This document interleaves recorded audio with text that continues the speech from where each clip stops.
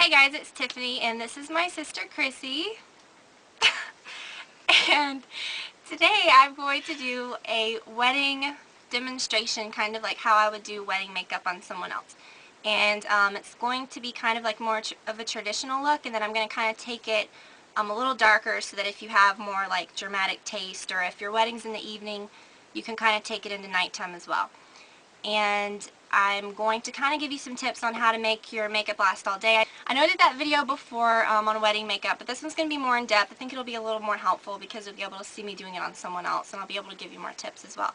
So keep watching and I'll show you how to do it. Alright, so to start I'm going to use a primer, and I'm going to use the MAC Prep and Prime Skin Base. And the reason I'm not using the SPF 51, you can use it with a brush or whatever if you're working on someone, but I'm just going to use my hands. Now for a wedding and stuff, you may not want to use something that has a lot of SPF just because of flash photography and stuff. It'll kind of create like a halo look, and it'll kind of make you look a little white. So that's why I'm using this one instead of the SPF 50. But I really kind of prefer the SPF 51 just because I think it kind of is more long-wearing. Alright, now Chrissy kind of has like freckles and stuff like that, and I don't want to make the makeup look like she's wearing a mask or anything. So I'm going to use the MAC Studio Sculpt SPF 15. Now this does have a little bit of SPF in it, but it should be fine. And I'm using it on a sponge. That's my favorite way to apply this particular one. That might be just a little bit too much. But you can kind of blend it like that. And this is NC25. And just kind of blend it all the way into the skin with the brush, or with the sponge. You can add just a little bit more to cover areas with redness, but definitely don't feel like you have to cover everything the first time around with foundation, just because I'm going to apply the concealer afterwards. But I like this makeup because it really gives a natural finish, which is great for brides and stuff. But when I say natural finish, it doesn't make you look shiny either, so it's good stuff. Okay, now Chrissy's skin's pretty good, so she doesn't need much concealer at all. But I'm going to use the Studio Finish Concealer. And if you're going to work on someone else and you're going to use something in a pot like this, it's best to use something obviously not in a pot, but just get as much as you can on the brush so you don't have to keep re-dipping it. And, okay, I got you. Just cover areas of redness and stuff like that. And then with the other side of the brush, you can kind of blend it in. Alright, for any kind of circles under the eye, I like to use the moisture cover, the Select Moisture Cover, just because it looks more natural and it doesn't look cakey under the eye. And I'm using NW20, which this color is actually a lot darker than you'd think.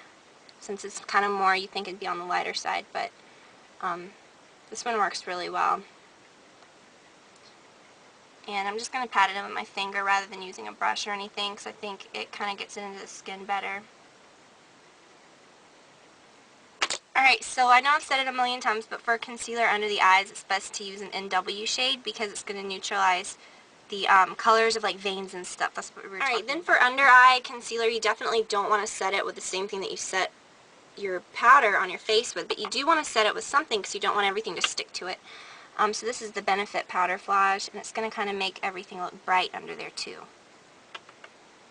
Alright, so to set it, I'm going to use the Medium Dark Mineralized Skin Finish Natural. I'm using kind of more of a dense brush so that it puts down just a little more than normal, and this is going to give a really nice natural finish as well. It's not going to look cakey or anything. And over any areas that you've applied any kind of concealer, just kind of tap it on first so that you don't knock the concealer off of it.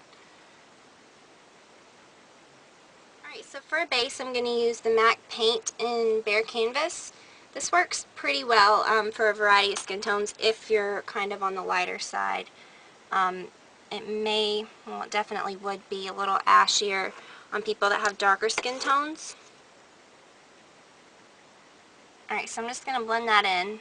And this is kind of a two-in-one thing because the paints kind of prevent creasing as well.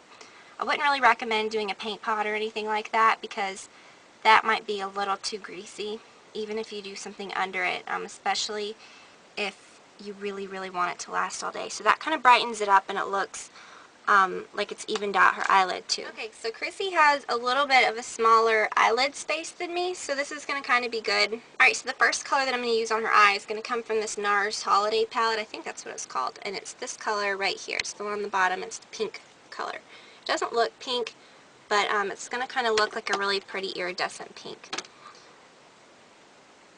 And I'm just going to dab that on the lid. Alright, so since Chrissy has kind of a smaller lid space, I'm going to use a smaller crease brush. Not smaller, but I'm not going to use anything like this, like a big fluffy one, because that might be too much. And I'm going to take just a little bit of soft brown, and I'm going to blend that right into her crease and just slightly above. She's got the same lid space, she just doesn't have quite as large of a brow bone area. So it's a little different.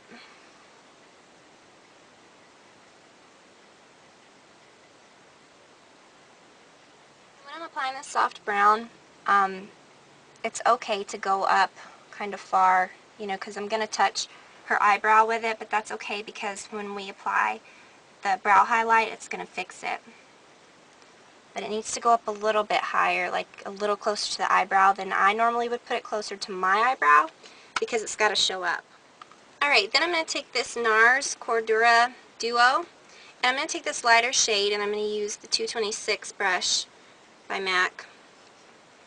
And I'm just going to apply it to the outer corner, kind of going into the crease and into the outer half. It's not going to put down a whole lot of color, but it's just going to kind of create like a shadow. So funny, I'm like trying to work backwards like in the mirror because I can see it better. Well, if you want, I can just stay this way, but that might be hard too. Yeah, it's fine. Just helps me even it out. Alright, then I'm going to add this darker color, because so far we've just put down kind of lighter colors. I'm going to use this Bobbi Brown eye smudge brush, so it's kind of like the brush is getting smaller and smaller as the color gets darker.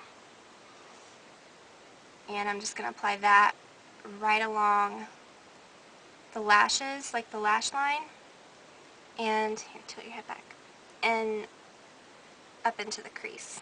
Kind of where I applied the color just then, but a little more concentrated. Not quite as blended outward.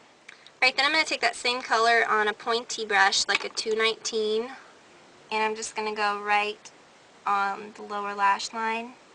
Not inward too far though, because you don't want it to look too smoky. Alright, now go back with a smaller brush. I'm going to use a 242 by MAC and use that same pink shade that I used before. That color is actually called Himalayas. Alright, then kind of touch it up on that inner corner